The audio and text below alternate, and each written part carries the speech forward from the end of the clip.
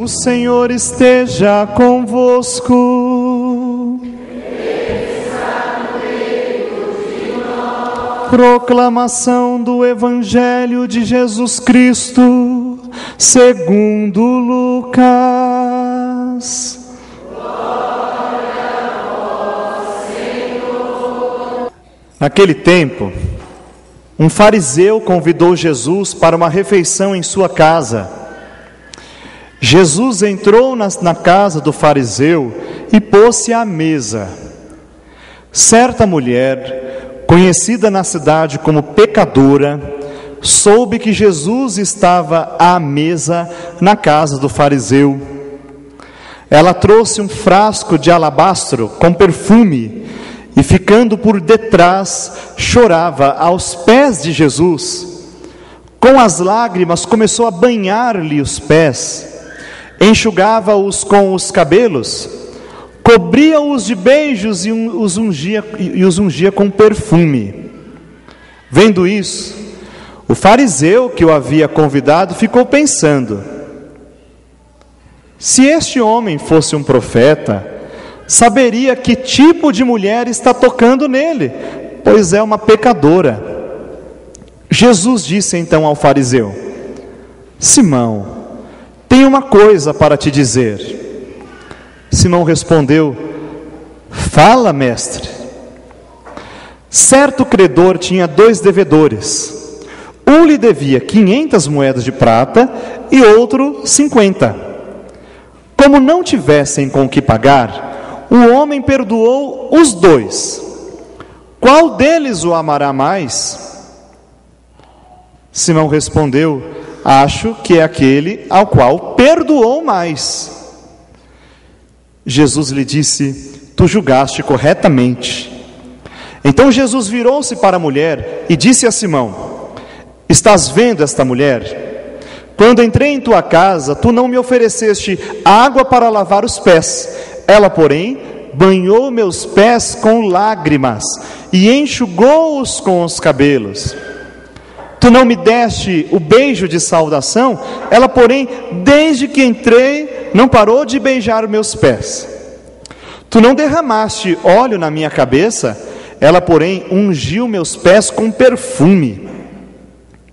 Por esta razão eu te declaro: os muitos pecados que ela cometeu estão perdoados, porque ela mostrou muito amor. Aquele a quem se perdoa pouco, mostra pouco amor. E Jesus disse à mulher: teus pecados estão perdoados. Então os convidados começaram a pensar: quem é este que até perdoa pecados? Mas Jesus disse à mulher: tua fé te salvou, vai em paz. Depois disso, Jesus andava por cidades e povoados, pregando e anunciando a boa nova do reino de Deus. Os 12 iam com ele, e também algumas mulheres que haviam sido curadas de maus espíritos e doenças. Maria, chamada Madalena, da qual tinham saído 7 demônios. Joana, mulher de Cusa, alto funcionário de Herodes. Susana e várias outras mulheres que ajudavam a Jesus e aos discípulos com os bens que possuíam. Palavra da salvação. Glória a vós, Senhor. Pelas palavras do Santo Evangelho sejam perdoados os nossos pecados. Queridos irmãos, queridas irmãs, celebrando nesta noite o amor que Deus tem por nós, nós queremos trazer para a nossa vida a verdade da palavra de Deus. Queremos trazer concretamente para a nossa vida esta verdade.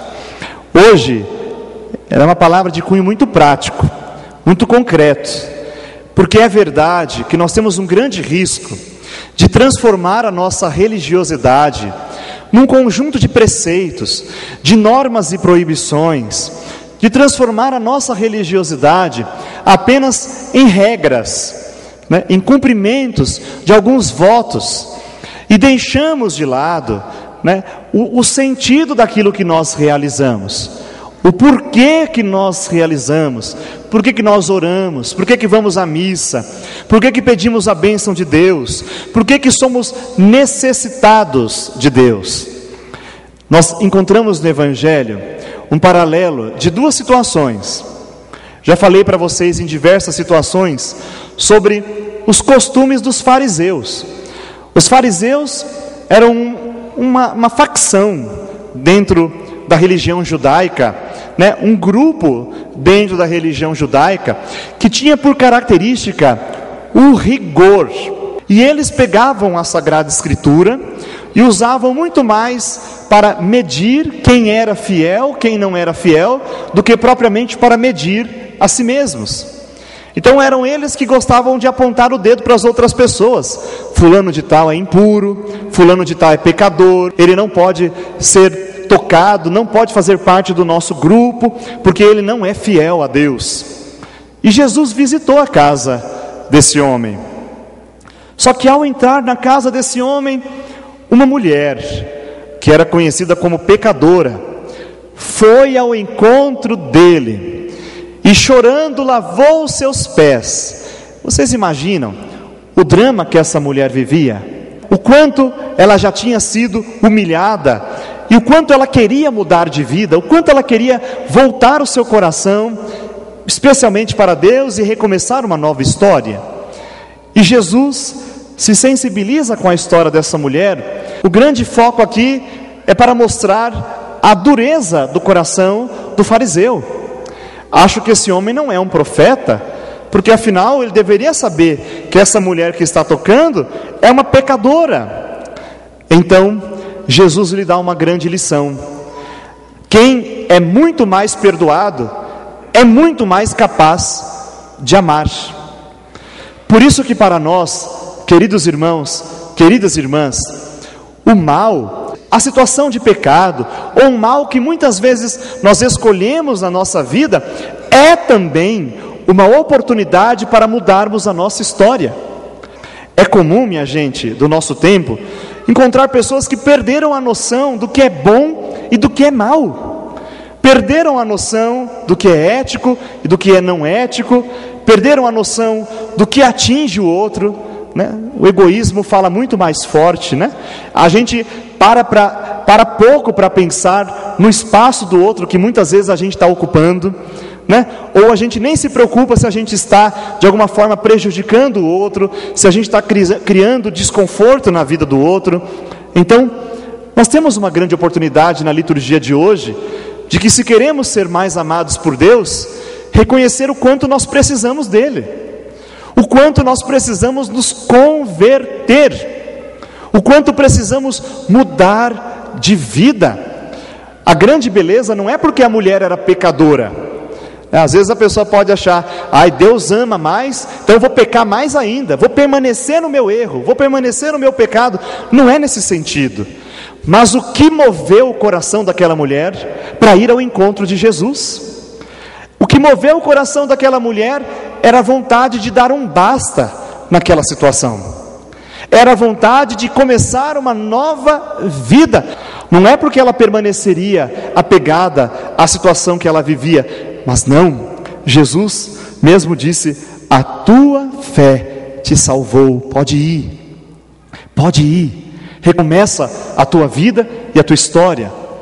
Por isso, queridos irmãos, queridas irmãs, é meta, é objetivo de todo cristão voltar-se para Deus. Não dá para fazer da nossa religião um conjunto de preceitos, não dá para fazer da nossa vida uma vida de ritos vazios, mas o nosso coração tem que se mover sinceramente para uma mudança, para uma guinada, uma transformação real. Assim deve acontecer nos casais, nas famílias, na relação de pais com os filhos, na relação de irmãos, na relação de trabalho, na relação com o mundo, até mesmo com a relação com a natureza, com a sociedade. Nós devemos nos reconciliar, devemos pedir essa mudança, e nós recorremos a Deus para isso. Uma das grandes perguntas do mundo que nós fazemos durante a vida é: por que existe o mal? E geralmente a gente fala, e os ateus até costumam colocar muito na internet, né? Está acontecendo tanta coisa má e o Deus de vocês está aí, sem fazer nada. Já vi várias vezes comentários nesse sentido. E a gente, pela Sagrada Escritura, a gente aprende que quando Deus criou o mundo, independente de que forma seja, tanto pelo darwinismo, como aqueles que acreditam até hoje da forma poética, né, que a gente conhece, isso não interessa. Nós sabemos que Deus fez tudo muito bem. E sabemos também que existe uma tentação no coração humano de querer caminhar sem Deus. E às vezes que o homem quis fazer à sua maneira, ele descobriu lá na frente que talvez nem sempre era a melhor maneira a fazer. Existe no coração humano um ímpeto muito forte de querer fazer da forma que lhe convém. E nós podemos dizer, né, se isso não é a tentação de todos nós, de fazer como nos convém. Só que nem sempre o que nós fazemos, os que nos convém, faz bem para o outro, faz bem para o mundo, faz bem para a sociedade. Por isso que nós queremos hoje pedir ao Senhor, se nós temos a opção de fazer o bem, de fazer o mal, graças a Deus somos livres para isso, que nós tenhamos a graça de procurar escolher, fazer somente o que é bom, não apenas para nós, mas para o outro também. Queremos pedir a Deus essa grande graça, que diante da liberdade nós possamos sempre escolher voltar para Ele. Se a gente escolheu mal, se a gente está vendo lá, o casal está brigando muito, família está brigando, está todo mundo dividido, está todo mundo se desentendendo, no nosso ambiente de trabalho, está todo mundo se desentendendo, se diante dos nossos olhos já é claro, não estamos fazendo direito, a gente pode melhorar, a gente pode voltar, a gente pode recomeçar, e queremos sempre marcar isso diante do amor de Deus. O nosso coração tem aquela coisa chamada orgulho, e às vezes a gente vê que a coisa está de mal a pior, e o nosso orgulho, em muitas dessas situações, é que nos impede de voltar para o outro, voltar para Deus.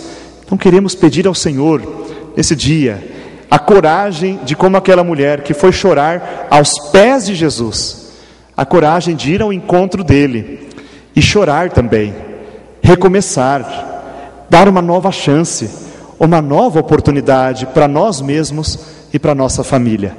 Que Deus nos ajude, Deus nos abençoe, e que Ele mova de verdade o nosso coração para uma conversão verdadeira, uma mudança de vida, e Ele esteja abençoando tudo isso, hoje, amanhã e sempre. Amém. Louvado seja nosso Senhor Jesus Cristo.